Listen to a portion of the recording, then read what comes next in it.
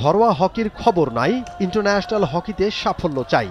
দেশের সম্ভাবনাময় ডিসিপ্লিন হকির বর্তমান অবস্থা এখন অনেকটাই এরকম। গত নভেম্বরে ফেডারেশনটির অ্যাডহক কমিটি ঘোষণার পর পেরিয়ে গেছে ৭ মাস। এখনও ঘরোয়া হকি আয়োজনের ব্যাপারে নেই সুস্পষ্ট কোনো রূপরেখা। কিন্তু আন্তর্জাতিক বেশ কয়েকটি আসরে অংশ নিয়েছে বাংলাদেশ। বড় সাফল্য জুনিয়র বিশ্বকাপে সুযোগ করে নেয়া। এবার অনূর্ধ্ব 18 এশিয়া কাপে অংশ নিতে যাবে ছেলে ও মেয়েদের দুটি দল। এ উপলক্ষে বিমান বাহিনীর ফ্যালকন হলে হয়ে গেল জার্সি উন্মোচন ও সংবাদ সম্মেলন অনুষ্ঠান। প্রায় 2 মাসের মতো দল দুটি আবাসিক অনুশীলন ক্যাম্প করেছে বিকেএসপিতে। বিদেশি কোনো দলের সাথে না হলেও বেশ কয়েকটা প্র্যাকটিস ম্যাচ খেলেছে নিজেদের মধ্যে। সেই অভিজ্ঞতা কাজে লাগিয়ে এশিয়া কাপের মঞ্চে ভালো করার প্রত্যাশা ফেডারেশন সভাপতির কণ্ঠে। আমি জেনেছি যে শেষবার 2016 সালে আমাদের অনূর্ধ্ব 18 পুরুষ দল এই বাংলাদেশে অনুষ্ঠিত টুর্নামেন্টে রানার্স আপ হওয়ার গৌরব অর্জন করেছিল। তারপরে প্রায় 1 দশক চলে যাচ্ছে, 2025 মানে 8-9 বছর আগের কথা। সো আমি আশা করব আমরা সেই ইতিহাসের কথা মনে রেখে এবার আমাদের বেস্ট পারফরমেন্স দিব এবং আমরা আবার একটা ট্রফি নিয়ে আসব চীন থেকে বাংলাদেশে। আমাদের নারী দলটা তুলনামূলকভাবে নতুন, তাদের অভিজ্ঞতা এখনো হতে সময় লাগবে, কিন্তু আমি তারপরেও তাদের জেস্টার পোস্টার বলি আমরা আমাদের ভাষায়, তাদেরকে দেখে আমার মনে হচ্ছে যে তারা মানসিকভাবে প্রস্তুত আছে।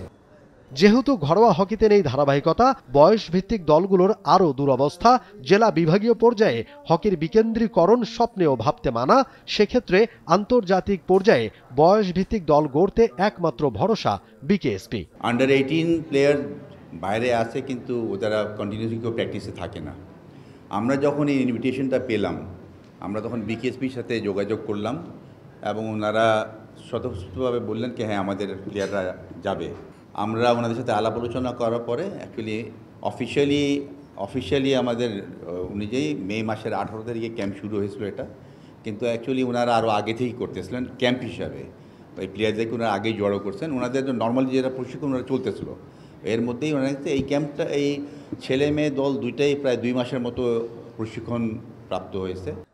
হকির জন্য বিকেএসপি উদার, দুহাত মেলে দিয়েছে সব সময়, এবারও তার ব্যতিক্রম নয়। নিরবচ্ছিন্ন অনুশীলনের সুযোগ মিলেছে খেলোয়াড়দের, নিজেদের মধ্যে বোঝাপড়াও ভালো, সাহায্য করবে আসরে ভালো করতে। যদি আমাদের সামর্থ্য অনুযায়ী মেয়েদেরা যদি নর্মাল খেলা খেলতে পারে, ইনশাল্লাহ এটার রেজাল্ট পাবো এবং হংকং, চায়না এবং উজবেকিস্তানের সাথে আমরা ভালো খেলে জয়টা নিয়ে আসতে পারবো বলে আশা রাখি। তারা তাদের পক্ষ থেকে বেস্ট রেজাল্ট দেওয়ার জন্য প্রচণ্ড পরিশ্রম করেছে এবং আমি এখানে ডিজি স্যার আছে আমাদের, উনি রেগুলার মাঠে যান, যে ছেলেদেরকে মেয়েদেরকে প্র্যাকটিস টাইমে উনি উৎসাহ দেন, আর ছেলেরাও সেভাবে তাদের তৈরি করছে যে তারা একটা ভালো রেজাল্ট নিয়ে আসবে এবং আশা করি আমরা ভালো রেজাল্ট নিয়ে দেশে ফিরব ইনশাআল্লাহ। সব ছাপিয়ে আসরে অংশ নিতে দেশ ছাড়ার আগে যেন চমক দেখল খেলোয়াড়রা। ঘটা করে জার্সি উন্মোচন অনুষ্ঠান, অনূর্ধ্ব 18 পর্যায়ের কোন টুর্নামেন্টে অংশ নেওয়া উপলক্ষে এমন আয়োজন আগে দেখেনি ওরা। এমন উদ্যোগ ভালো খেলতে উদ্দীপ্ত করবে বলছেন খেলোয়াড়রা। সবার অনেক ভালো লাগতেছে। এরকম আসলে আমি এর আগে আরো 4টা ট্যুরে গেছি, এরকম আয়োজন দেখি নাই। যেহেতু আমরা সবাই বিকেএসপির, আমাদের বর্নিং আলহামদুলিল্লাহ ভালো। আমাদের লক্ষ্য হচ্ছে সেমিফাইনাল। যেহেতু আমরা আন্ডার 18 এই নারী দল এই প্রথম যাবে আর কি, আগে কখনো খেলে নাই, তো আমরা চেষ্টা করি আমাদের সর্বোচ্চটা দিয়ে ভালো একটা রেজাল্ট করার। আসরে অংশ নিতে 30 জুন রাতে দেশ ছাড়বে দল দুটি।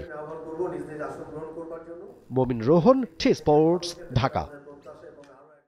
For more updates, subscribe to our YouTube channel and click on the bell icon. Follow us on Facebook and Instagram. Download T-Sports app to enjoy exciting games and highlights. Visit tsports.com.